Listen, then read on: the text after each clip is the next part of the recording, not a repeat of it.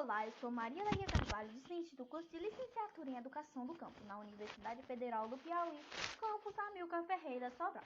E hoje eu vim falar para vocês sobre as organelas celulares. Então, o que são organelas? São como pequenos órgãos que realizam atividades celulares essenciais para as células. São estruturas compostas por membranas internas com formas e funções diferentes, sendo as principais o retículo endoplasmático, lisos e rugosos, o aparelho de Golgi e as mitocôndrias. Nas células vegetais há também organelas específicas aos cloroplastos.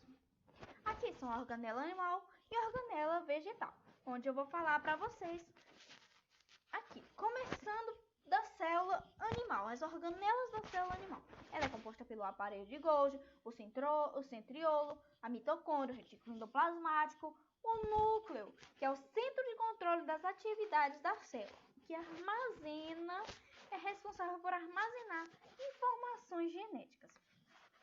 Também temos o peroxissomos, o retículo endoplasmático rugoso, o citoplasma, a membrana plasmática, o ribossomo, que é as estruturas celulares, eucariotas e procariotas, responsáveis pela síntese proteica. Síntese proteica? Que é isso? Nada mais, nada menos, o processo pelo qual são produzidas proteínas. Também temos o lisossomos. Então, as mitocôndrias. Gente, aqui vale ressaltar a importância da educação ambiental. Mas o que a educação tem a ver com isso?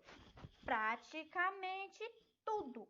Para vivermos bem, temos que saber sobre educação ambiental, pois é com a educação ambiental que aprendemos a preservar e melhorar o meio em que vivemos. E em um ambiente mais sustentável, menos poluído, facilita o processo das organelas, tanto das animais como da vegetal. E um exemplo é a melhoria para a mitocôndria, pois as mitocôndrias são elas que realizam o processo de respiração celular. Então, falando um pouco sobre as mitocôndrias. As mitocôndrias são organelas compostas por membrana dupla, sendo uma externa e uma interna, apresentando muitas dobras. Elas apresentam muitas dobras e essas dobras são chamadas de cristos mitocondriais. Elas também que realiza a respiração celular. Então,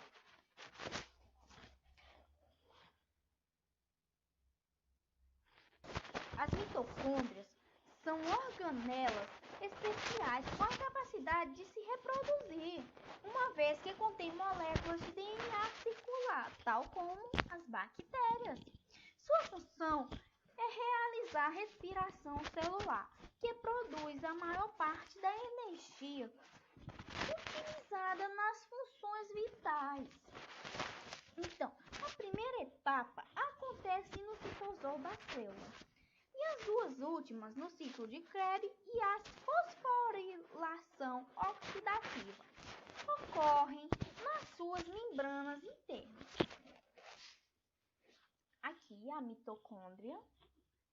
Então, o retículo endoplasmático se dobram formando sacos achatados, como podem ver aqui. Eles são dois tipos, o liso e o rugoso. Eu vou apresentar para vocês a diferença aqui nesta tabela, onde o retículo endoplasmático liso é representado por REL e o retículo endoplasmático rugoso por RER. Então, no retículo endoplasmático liso não tem ribossomos associados. Já no retículo endoplasmático rugoso possui ribossomos associados. No liso, a sua aparência é liso. Já no rugoso, a aparência é rugosa. Pois eles produzem grânulos associados à membrana. Nos lisos, compõe a membrana celular. Já o rugoso, o dobramento e transporte de outras partes da célula. O aparelho de Golgi também conhecido como complexo de Golgi ou ainda complexo golgiense. Ele é composto de discos achatados empilhados, formando uma espécie de bolsa membranosa. Suas funções são modificar, armazenar e exportar proteínas sintetizadas no retículo endoplasmático rugoso. Algumas dessas proteínas são glicosiladas, ou seja, sofrem ação de adição de açúcar no retículo endoplasmático e no Golgi.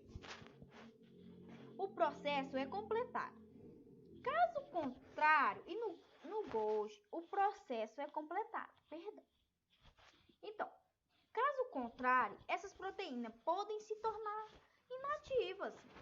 Além disso, o aparelho de Golgi produz vesículas que brotam e se soltam, originando os lisossomos primários. No momento em que esses lisossomos primários se fundem aos endossomos, formam vácuos digestórios ou lisossomos secundários. Então, os lisossomos são envolvidos apenas pela bicamada líptica no seu interior, a enzimas digestivas. Sua função é digerir moléculas orgânicas, como os lipídios, carboidrato, proteínas e ácidos nucleicos, que DNA e RNA.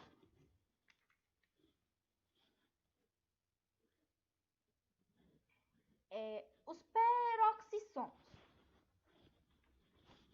Os peroxissomos são pequenas organelas membranosas que contêm no seu interior enzimas oxidases. Estão presentes nas células animais e vegetais. A principal função é oxidar os ácidos graxos para a síntese de colesterol e também para serem usados como matéria-prima na respiração celular. Estão presentes em grande quantidade nas células do rim e do fígado, onde neutralizam o efeito tóxicos de substância, como o álcool, e também participam da produção de sais biliares. Nas reações de oxidação é produzido o peróxido de hidrogênio e por isso o nome da organela, que é peroxissomo.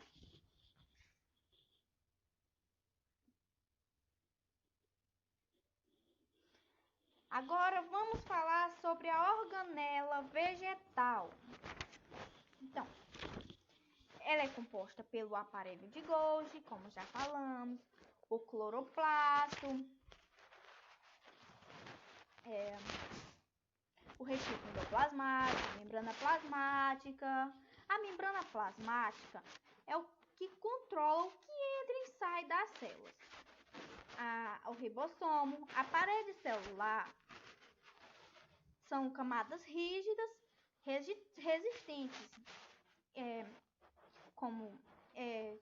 aí só quem tem parede celular são os vegetais, as bactérias e os fungos.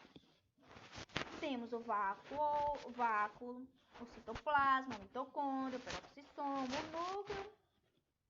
Então, os vácuos. O que são os vácuos?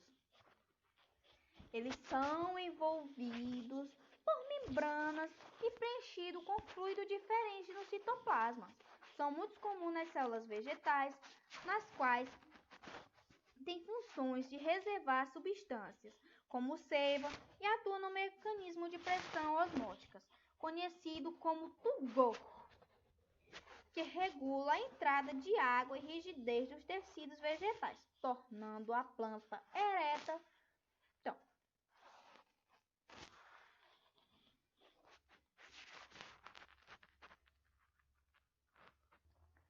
também vale ressaltar que em organismos procariotas também há vácuos com funções de armazenamento, ingestão, digestão e eliminação de substâncias. Os cloroplastos tem a cor verde, que são responsáveis pela fotossíntese. As membranas da organela internas individualizam as organelas. Voltando aqui, os cloroplastos possuem essa cor verde por causa da clorofila e eles são responsáveis pela fotossíntese, como eu já tinha dito antes.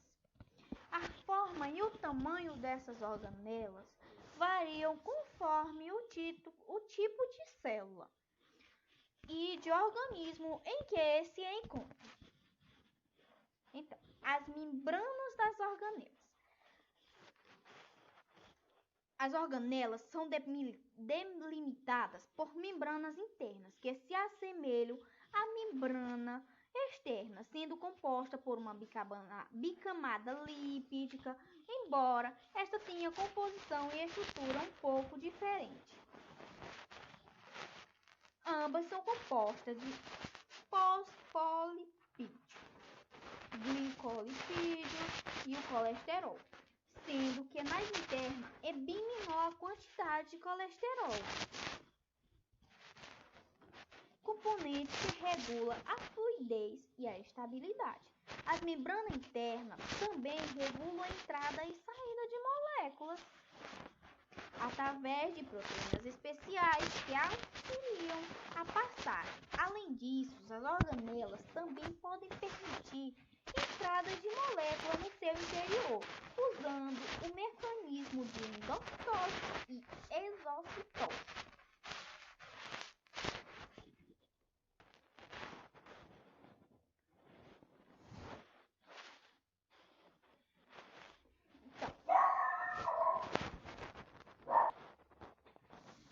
As membranas internas também são importantes para individualizar as organelas, separando o conteúdo interno, uma vez que as enzimas de uma poderiam interferir com reações de outra e que algumas poderiam ser nocivo ou até letal, como no caso dos lisossomos, ambiente interno ácido, e dos peroxissomos, nas reações oxidativas que geram peróxido, que é tóxico e precisa ser neutralizado por enzimas internas.